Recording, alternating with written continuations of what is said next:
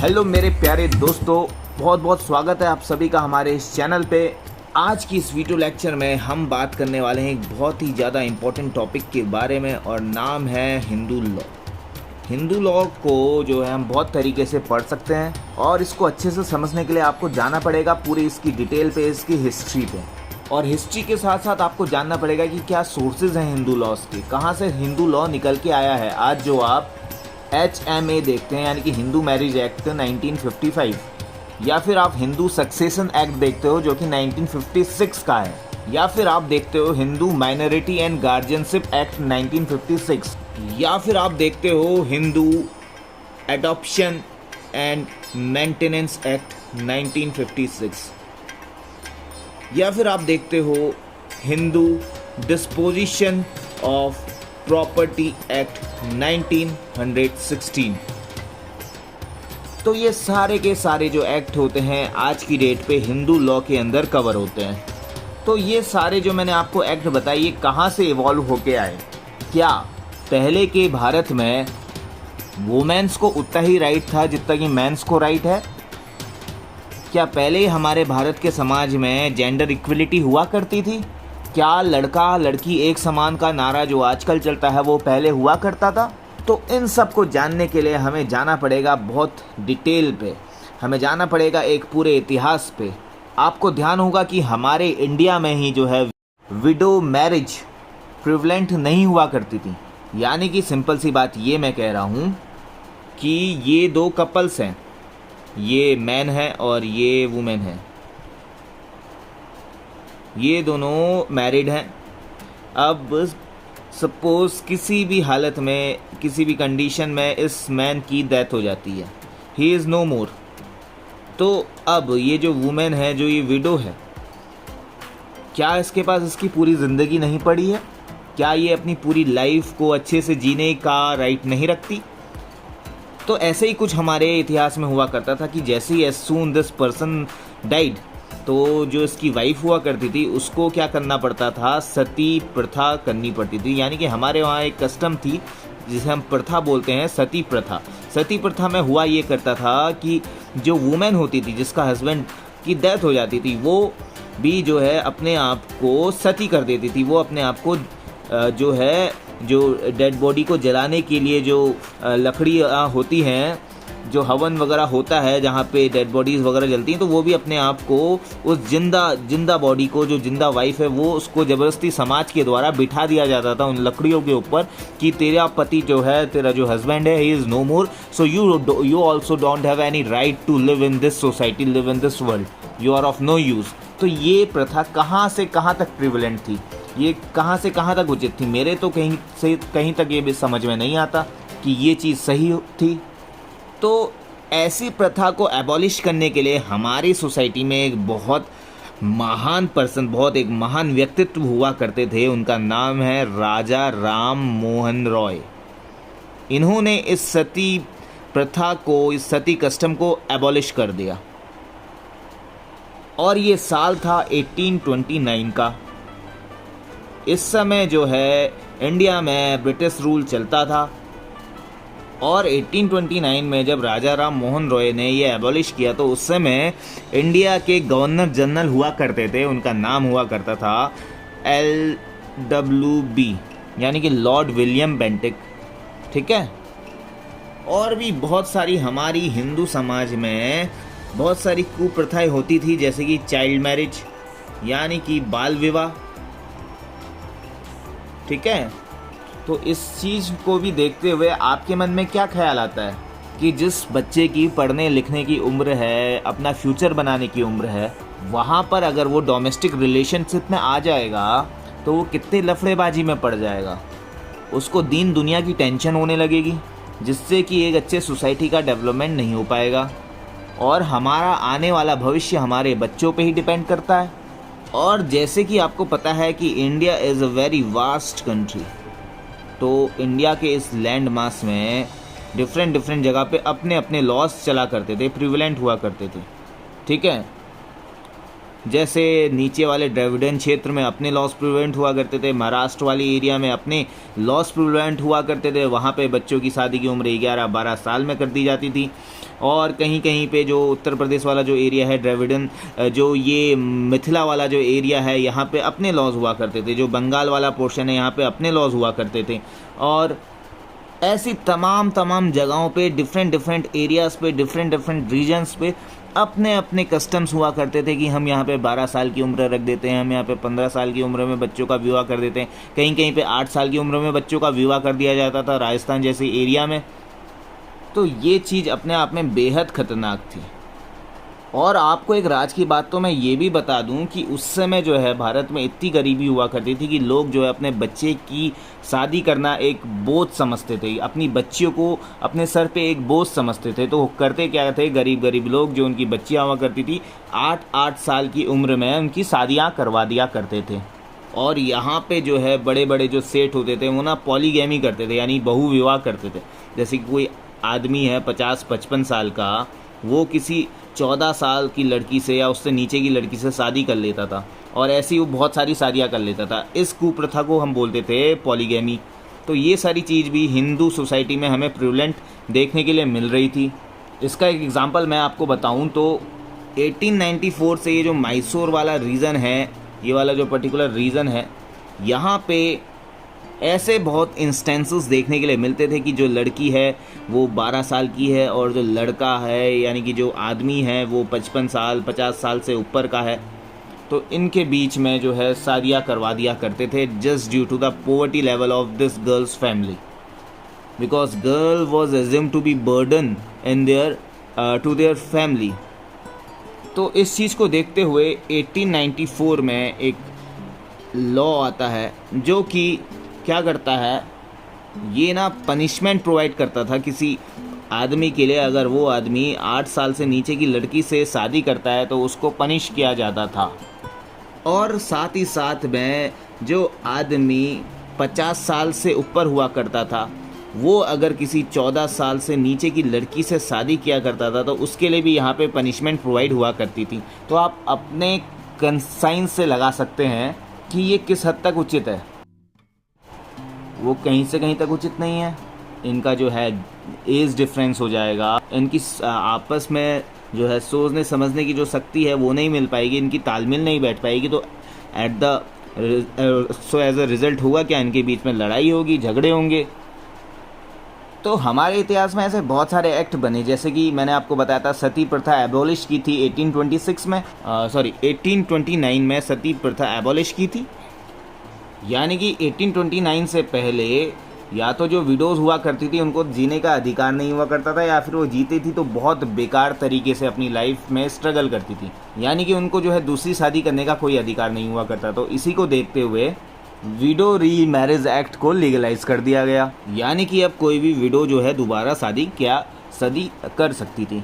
और इस समय तक आपको पता होगा कि 2 रिलीजन, जैसे कोई हिंदू है या कोई क्रिश्चियन है, कोई हिंदू है कोई सिख है, वो आपस में शादियां नहीं कर सकते थे, चाहे उन दोनों व्यक्तियों में आपस में कितना ही गहरा संबंध हो, कितना ही अच्छा हो, आप एक दूसरे को मानते हो, कितनी अच्छी जो है तालमेल बनती हो, लेकिन ये कस्टम्स वगैरह के वजह से उनके बीच में शादियां नहीं हुआ करती थी। समाज इसको एक्सेप्ट ही नहीं करता था, कोई ऐसा कानून ही नहीं था। यानी कि हमारे हिंदू रिवाज में अगर किसी की पहले शादी हो जाया करती थी तो वहाँ पे डाइवोर्स नाम का कोई कॉन्सेप्ट नहीं था। अगर 2 कपल्स के बीच में कोई आना बानी चल रही है, कोई लड़ाई झगड़ा चल रहा है, कोई मतभेद चल रहा है, किसी भी चीज़ से लेके जो है आपस में नहीं बनती इनके बीच में, तो होगा क्या कि इनको जो है आज के कॉन्टेक्स्ट के हिसाब से इनको जो है सेपरेट हो जाना चाहिए, जिसको हम डाइवोर्स बोलते हैं। लेकिन कानून की नज़रों में इसकी कोई वैल्यू नहीं हुआ करती थी। तो इसी को देखते हुए 1869 में एक एक्ट और पास होता है। इस एक्ट को बोलते हैं इंडियन डाइवोर्स एक्ट। अब हमारे उस समय के इंडिया में सिर्फ हिंदू तो रहा नहीं करते थे, और ये इंडियन डाइवोर्स एक्ट जो है पूरे जितने भी हमारे मुल्क में जितने भी लोग रहा करते थे उन सब के लिए एप्लीकेबल थी, फिर चाहे वो हिंदू हो, क्रिश्चियन हो, कोई भी हो, पंजाबी हो, पारसी हो, बुद्धिस्ट हो, सिख हो। और डाइवोर्स क्यों नहीं हुआ करते थे? क्योंकि हमारे हिंदू धर्म में, हमारे सनातन धर्म में एक कहावत है कि हिंदू जो है, हिंदू धर्म जो है सबसे पवित्र धर्म है, और शादी जो है अपने आप में एक सबसे पवित्र बंधन है जो दो लोगों को आपस में जोड़ती है, दो परिवारों को आपस में जोड़ती है। और हमारी सोसाइटी में पहले से कुछ प्रिवलेंट कस्टम चले आ रहे हैं जिनको हम फॉलो करेंगे और जिनका कंट्रवेंशन हम नहीं करेंगे। फिर धीरे धीरे 1909 में सिख समुदायों के लिए एक एक्ट बना गया और उस एक्ट को बोला जाने लगा आनंद मैरिज एक्ट। आप लोगों ने नाम तो सुना ही होगा। So this marriage act was common between Sikhs, यानी कि पंजाबियों के बीच में जितनी भी शादियाँ हुआ करती थी उसमें यही एक्ट अप्लाई होता है अभी भी। फिर ये तो जो है हम किसी धर्म विशेष की बात कर रहे हैं। अब सपोज़ मान लीजिए एक हिंदू लड़का और एक क्रिश्चियन लड़की, या फिर एक क्रिश्चियन लड़का और एक हिंदू लड़की आपस में जो है इनके तालमेल मिल रहे हैं, दोनों जो है एक दूसरे को अच्छा मानते हैं, शादी करना चाहते हैं, लेकिन ऐसा कोई लॉ तो है नहीं, दोनों अलग अलग धर्म के हैं। क्योंकि इंडिया पे इस समय के टाइम पे 1900 के टाइम पे 1800 के टाइम पे जो है ब्रिटिश लार्ज संख्या में इंडिया में बस गए थे, तो इनके बीच में भी जो है कॉमनली हमें मैरिजेस जैसी सेरेमनी देखने के लिए मिल रही थी। लेकिन ये चीज़ सोसाइटी की नज़रों में बहुत ज़्यादा ख़राब थी, तो इस चीज़ को लीगल कर दिया गया। और वो लीगल किस तरीके से किया गया, एक एक्ट पास किया गया, उस एक्ट को बोला जाने लगा SMA, यानी कि स्पेशल मैरिज एक्ट। और ये स्पेशल मैरिज एक्ट जो है लीगलाइज हो गया था 1923 में, यानी कि अब जो है दो धर्म के लोग भी आपस में शादियाँ कर सकते थे। तो ये तो एक बेसिक इन्फॉर्मेशन मैंने आप लोग को बताई आपकी नॉलेज के लिए। चलिए अब ज़्यादा जो है और डिटेल में मैं आपको इसको बताता हूँ। हिंदू लॉ को समझने के लिए हमें समझना पड़ेगा सोर्सेज ऑफ हिंदू लॉ। क्या? Sources of Hindu law. तो सोर्सेज ऑफ हिंदू लॉ को अगर हम देखेंगे तो हमारे पास दो सोर्सेज हैं। पहला तो हमारे पास एंशियंट सोर्स है और दूसरा हमारे पास मॉडर्न सोर्स है। एंशियंट सोर्स में क्या होगा आप खुद ही इमेजिन कर सकते हैं कि पुराने टाइम पे हमारे पास कोई ऐसे एक्ट वगैरह प्रिवलेंट तो हुआ नहीं करते थे। तो एंशियंट टाइम पे जो पुराने ऋषि मुनि हुआ करते थे, तो कुछ वेद्स वगैरह वो लिखते थे, वेदास जिसको हम बोलते हैं वेदास, आपने नाम सुना ही होगा। और साथ में आपने उपनिषद भी सुने होंगे और साथ में आपने उपवेद भी सुने होंगे। ठीक है, तो आपने अगर नहीं सुने हैं तो अभी आप थोड़ी देर में अच्छे से ये सब चीज़ समझने वाले हैं। तो बेसिक मैं आपको जो बता रहा हूँ कि हमारे जो हिंदू लॉ के सोर्सेज हैं, दो सोर्सेज हैं, एंशिएंट सोर्स और मॉडर्न सोर्स। एंशिएंट सोर्स में ये सारे के सारे वेद्स जो है ना, सबसे इम्पॉर्टेंट है आपके लिए जानना वेद। तो चलिए वेद पे डिस्कस करते हैं थोड़ा सा। इन वेदों पे सारे के सारे हमारे कर्मकांड वगैरह हुआ करते थे। 4 टाइप की वेद हुआ करते थे। तो ये 4 नाम तो आपने पॉपुलरली सुने ही होंगे कि 4 काइंड के हमारे पास वेदास हैं। इन वेदों के अलावा इन वेदों के अंग हुआ करते थे जिसे हम वेदंगा नाम से जानते हैं। तो ये टोटल 6 हुआ करते थे। तो ये हमारे 6 वेदों के अंग हुआ करते थे, जैसे कि सबसे पहला शिक्षा, कल्प, तीसरा व्याकरण, चौथा निरुक्त, 5वां छंद और 6th हुआ करता था ज्योतिष। और इसके अलावा हमारे पास उपनिषद हुआ करते थे और टोटल जो है 108 उपनिषद हुआ करते थे।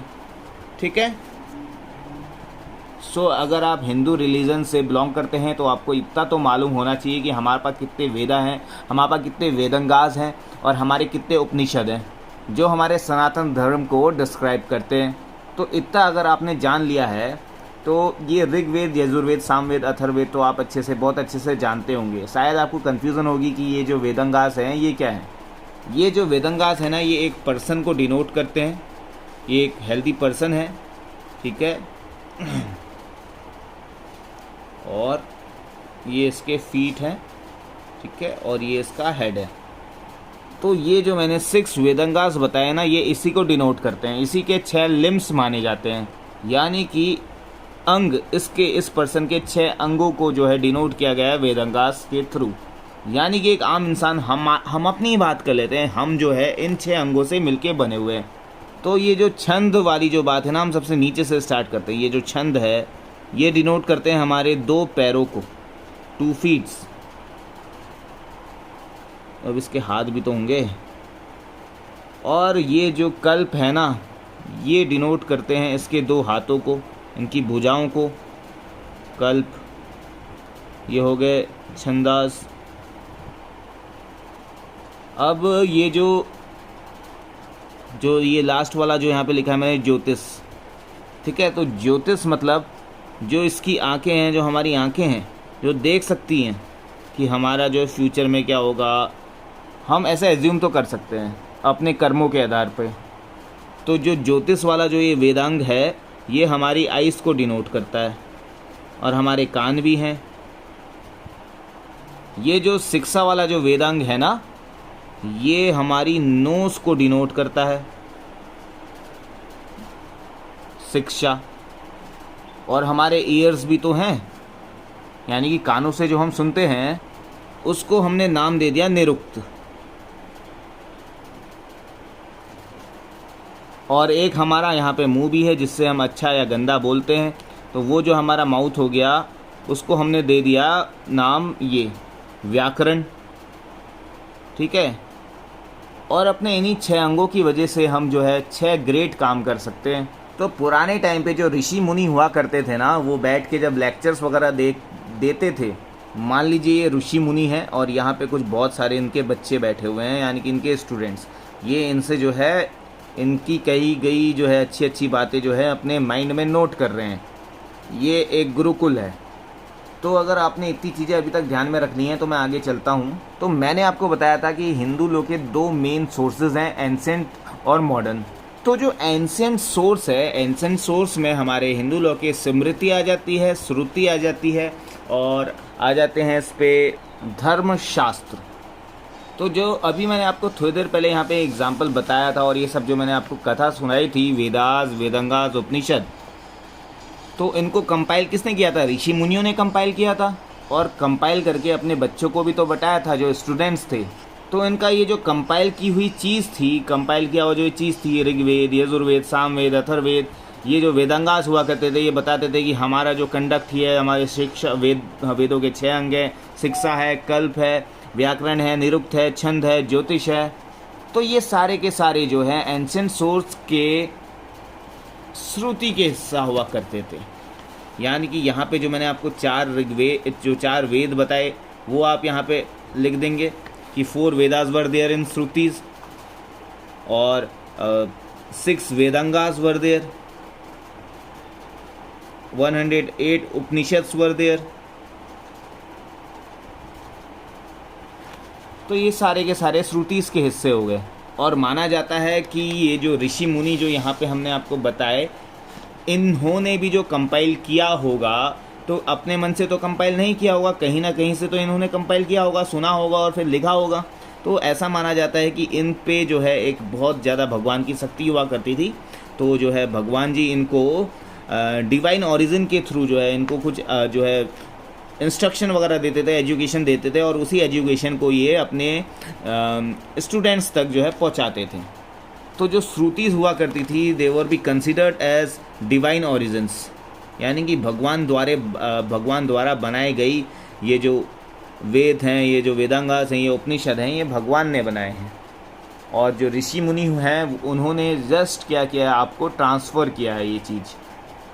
सो इस पे मोर स्पेसिफिक अगर मैं बात करूं, तो जो श्रुतिज हैं they are of divine origins, they consist of Vedas, Vedangas and Upanishad, and Shrutis are considered as foundation of Hindu law. ठीक है,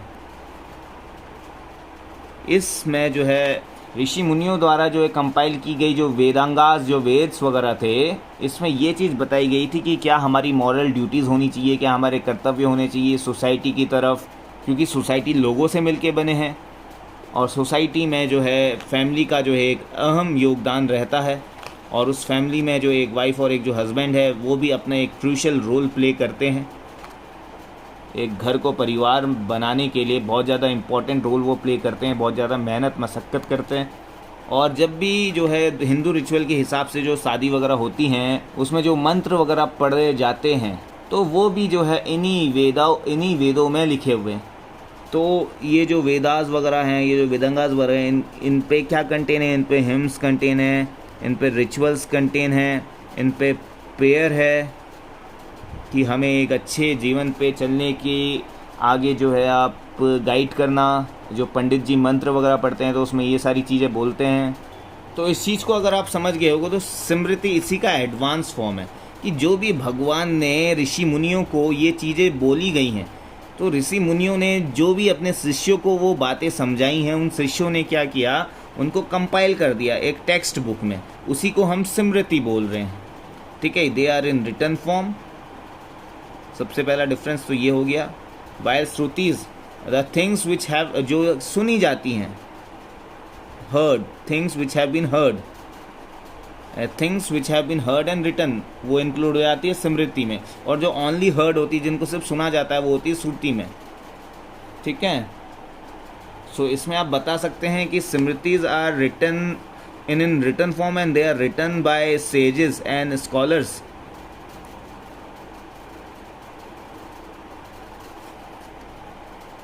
और इन्हीं चीज़ों का जो है गठन कर रखा है ना, इन बुक्स में गठन कर रखा, उन बुक्स को जो हम 3 फेमस बुक के नाम से जानते हैं। वो है, सबसे पहली तो आपने, ये तो बहुत ही फेमस है, ये तो आपने सुनी ही होगी, मनुस्मृति। ठीक है, Manusmriti which was written by Manu जो ऋषि हुआ करते थे, उन्होंने ये मनुस्मृति का कंपाइल किया हुआ। अगली जो टेक्स्ट बुक मैं आपको बताऊं वो है याज्ञवल्क्य स्मृति।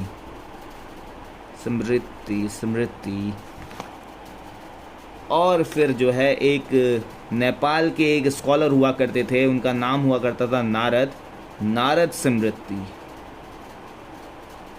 ठीक है, नारद से भगवान नारद मत समझ लीजिएगा, ये जो है एक ऋषि हुआ करते थे, क्योंकि हाँ, नारद भी जो ऋषि तो हुआ करते थे ना, तो वही समझ लीजिए। नारद को जो है ओरिजिन माना जाता है नेपाल का। और इन्हीं में ना बहुत सारी बातें की गई हैं हिंदू रिलीजन से लेके, कि हिंदू रिलीजन में अगर कोई पर्सन है तो अगर उनको आपस में प्यार हो जाता है तो वो मैरिज कर सकते हैं। मैरिज करने के बाद जब उनकी जो है संतान उत्पत्ति होगी तो वहाँ पे संतानों के बीच में उस प्रॉपर्टी को लेके किस बंदे पे प्रॉपर्टी जाए, इनहेरिट होगी, तो इनहेरिटेंस को लेके भी जो है इन स्मृतिज़ में बहुत सारे टेक्स्ट वगैरह आपको मिल जाएंगे। प्रॉपर्टी राइट की बात करें तो प्रॉपर्टी राइट भी आपको यहाँ पर मिल जाएगी। क्या बेटा बेटी एक समान है या नहीं है, किसको जो है प्रॉपर्टी जानी चाहिए, जो है मेन ओनरशिप कौन कहलाएगा। एंड रिलीजियस प्रैक्टिसेस भी जो है इसमें आपको मेंशन्ड है।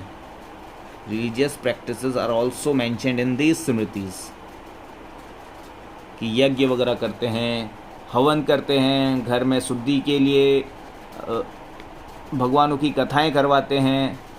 ठीक है, तो ये सारी चीज़ें जो हैं इन स्मृतिज़ में दी हुई थी।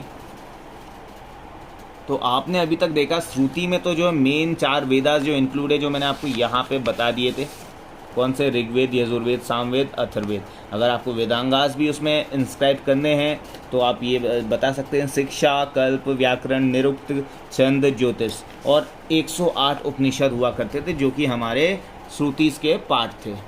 यानी कि भगवान जी ऋषियों को बताते थे, ऋषियों के माइंड में वो जो है इतने ज़्यादा इंटेलिजेंट हुआ करते थे कि सब उनको याद रहता था। फिर धर्म शास्त्र में निबंध हुआ करते थे। निबंध को इंग्लिश में हम ट्रीटाइज भी बोलते हैं, वैसे आप ऐसे नाम से जानते हैं, लेकिन ट्रीटाइज मतलब भी एक किसी चीज़ का जो है डिस्क्रिप्शन होता है।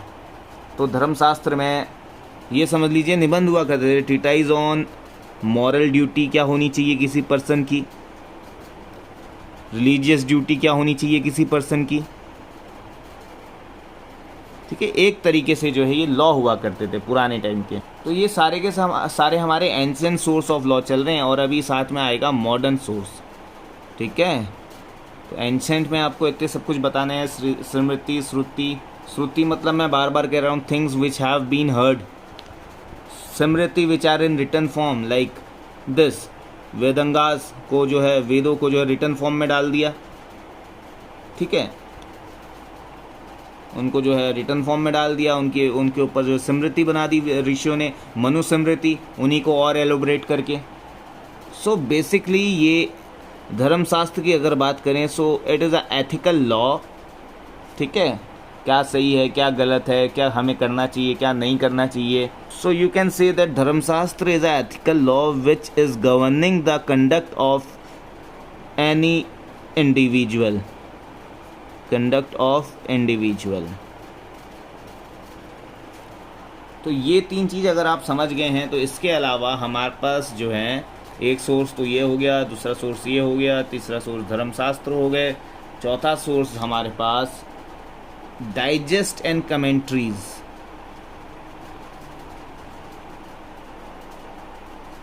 ठीक है,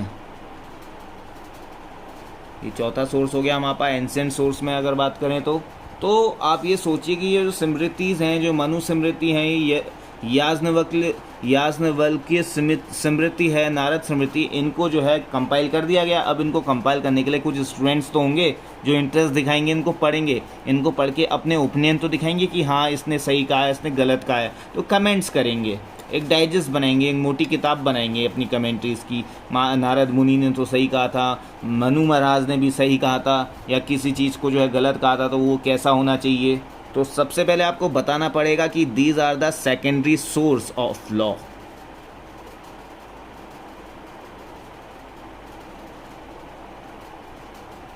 और लॉ भी कौन सा? हिंदू लॉ. फिर आप इसमें मोर स्पेसिफिक बता सकते हैं कि they provide explanation, provides commentaries on the ancient books. Ancient books कौन सी हो गई? अभी आपके सामने मैंने लिखी, कमेंट्रीज ऑन एंशिएंट बुक. आप उनको बुक्स कह लीजिए, आप उनको टेक्स्ट कह लीजिए, तो उन पे जो है की गई कमेंट्रीज. ठीक है, और हमारे समाज के बनाए गए कस्टम्स. ठीक है, और स्टैट्यूटरी लॉज.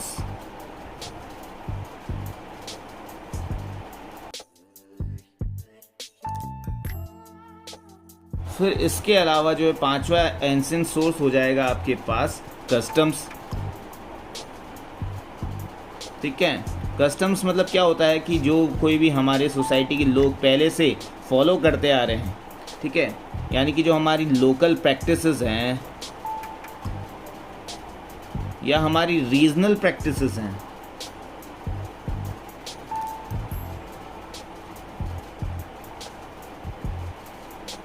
वो सारी चीज़ें जो कस्टम होती हैं. तो कस्टम भी अपने आप में हिंदू लॉ में एक बहुत इंपॉर्टेंट रोल प्ले करने वाला है. तो ये सब जो है आपने देखे sources of ancient Hindu law. Smriti, Shruti, Dharmashastra, digest and commentary, customs. फिर अगर हम बात करें हमारे modern source of Hindu law की, तो इसमें आपके पास क्या आ जाएंगे? इसमें आपके पास तो जो मॉडर्न सोर्सेज ऑफ लॉ है उसमें आपको एक अंतर देखने के लिए मिलेगा, और वो अंतर होएगा अभी भी जो है पूरी तरह तो प्रिवलेंट नहीं है, लेकिन पुराने टाइम पे पुरुष प्रधान की कल्पना हुआ करती थी. पुरुष प्रधान यानी कि जो मैन है वो सुपीरियर होगा, वुमेन को उतना दर्जा नहीं दिया जाया करता था. लेकिन आज की कंटेक्स्ट में ऐसा हमें कहीं भी देखने के लिए नहीं मिल रहा है. Both man and women are equal. जो चीज़ मैन कर सकते हैं वो वुमेन भी कर सकती है. मैन डॉक्टर बन सकते हैं तो वुमेन भी बन सकती है. मैन एडवोकेट बन सकते हैं तो वुमेन भी बन सकती है.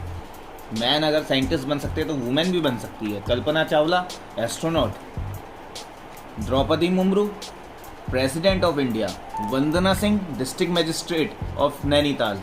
तो ये वाला जो सोर्स है modern source of Hindu law, ये जो बेस करता है justice, equity and good conscience पर, ये बेस्ड है, it is based on principle of natural justice.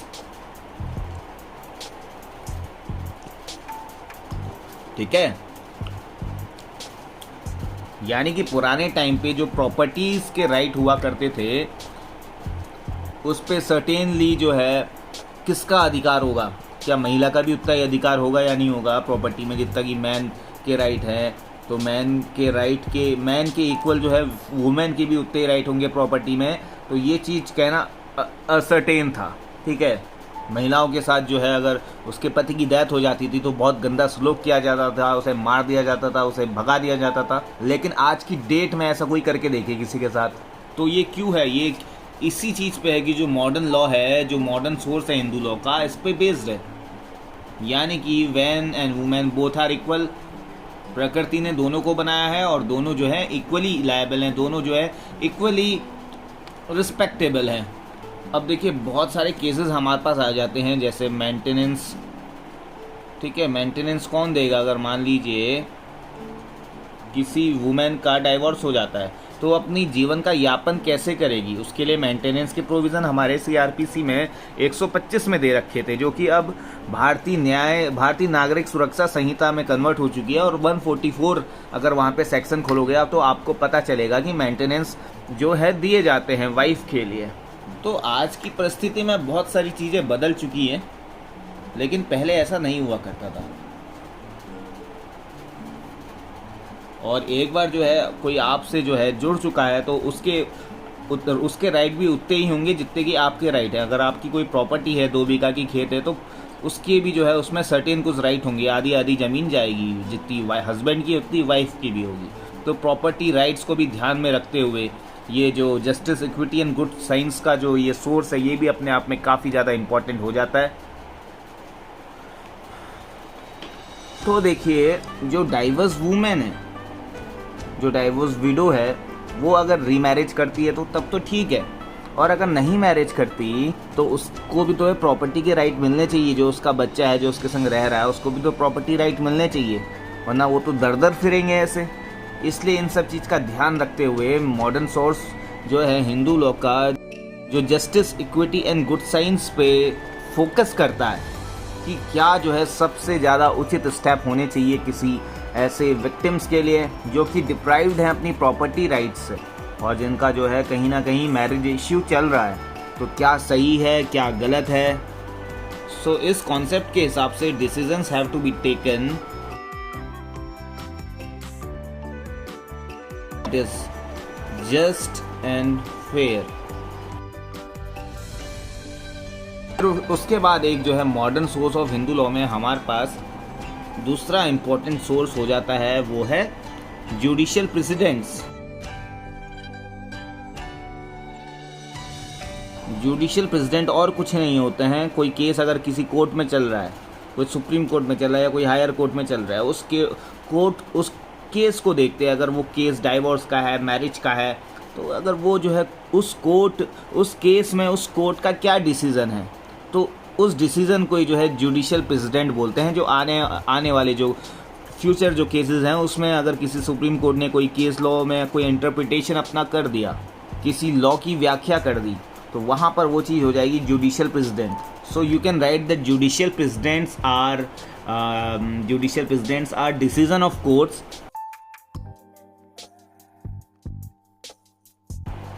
या फिर मोर स्पेसिफिकली अगर आप बात करें डिसीजन ऑफ कोर्ट या decision of higher court, such as supreme court of India have a binding effect. यानी कि मानना ही मानना है, जितने भी नीचे वाले कोर्ट्स हैं उनको उनके प्रेसिडेंट मानने ही मानने हैं। Binding effect on lower courts, तो यही होते हैं जुडिशियल प्रेसिडेंट्स।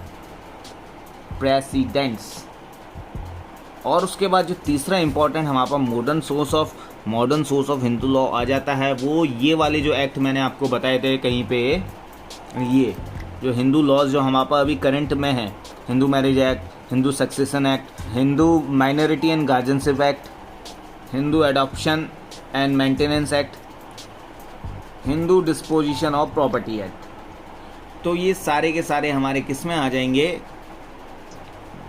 तीसरे सोर्स में आ जाएंगे, जो कि है लेजिस्लेटिव एनेक्टमेंट्स, जो कि लेजिस्लेटिव बॉडीज ने बनाया है, पार्लियामेंट ने बनाए हैं।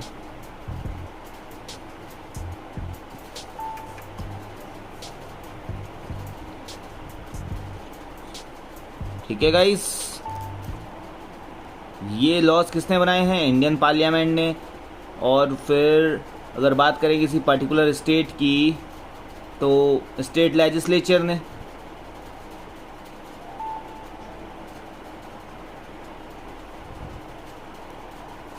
तो गाइज हमने जो है हमारे सोर्सेज ऑफ हिंदू लॉ देख लिए। क्या है? मॉडर्न एंशिएंट सोर्स में हमारे स्मृति श्रुति आ जाएगी सबसे पहले, फिर स्मृति आ जाएगी, धर्मशास्त्र आ जाएंगे, डाइजेस्ट एंड कमेंट्रीज आ जाएगी, कस्टम्स आ जाएंगे। ठीक है, कस्टम्स में अगर मैं बात करूँ, इस मॉडर्न कंटेक्स्ट में भी हमारा जो है ना एक चौथा जो हमारा सोर्स हो जाएगा वो कस्टम्स हो जाएगा। कस्टम्स कैसे मैं कह रहा हूँ, क्योंकि गोवा में अगर आप अभी भी देखेंगे तो गोवा में पुराने जो फैमिली लॉ है ना, गोवा की एक अपनी फैमिली लॉ है जो यहाँ के स्टेट लेजिस्लेचर ने इनेक्ट की है। और इसमें होता क्या है कि जो पोर्तुगीज़, क्योंकि आपको पता है कि गोवा जो है पोर्तुगीज़ द्वारा बसाई गई कॉलोनी है, तो पोर्तुगीज़ के द्वारा बनाई गई जो भी कस्टम्स वगैरह हैं वही यहाँ के स्टेट लेजिस्लेचर ने इनेक्ट कर दिया, जिसे गोवा फैमिली लॉ के नाम से जानते हैं। अगर वहाँ पे शादी वगैरह होनी है तो उस हिसाब से होगी, वहाँ पे डाइवोर्स होना है तो उसी हिसाब से होगा, वहाँ पे मेंटेनेंस वगैरह अगर दिया जाएगा तो उसी हिसाब से वहाँ पे दिया जाएगा। तो गाइज हमने जो है सोर्सेज ऑफ हिंदू लॉ देख लिए, समझ लिया हिंदू लॉ का कैसे जो है डेवलपमेंट हुआ है।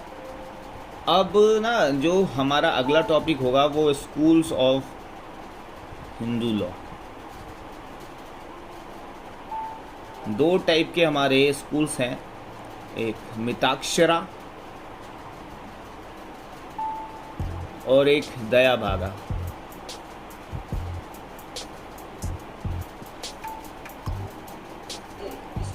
तो ये बेसिकली ना दो टाइप की आइडियोलॉजीज़ हैं, मिताक्षरा और दया भागा।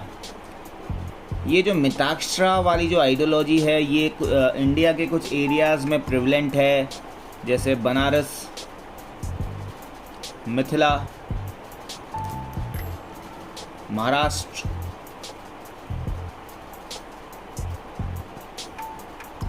द्रविड़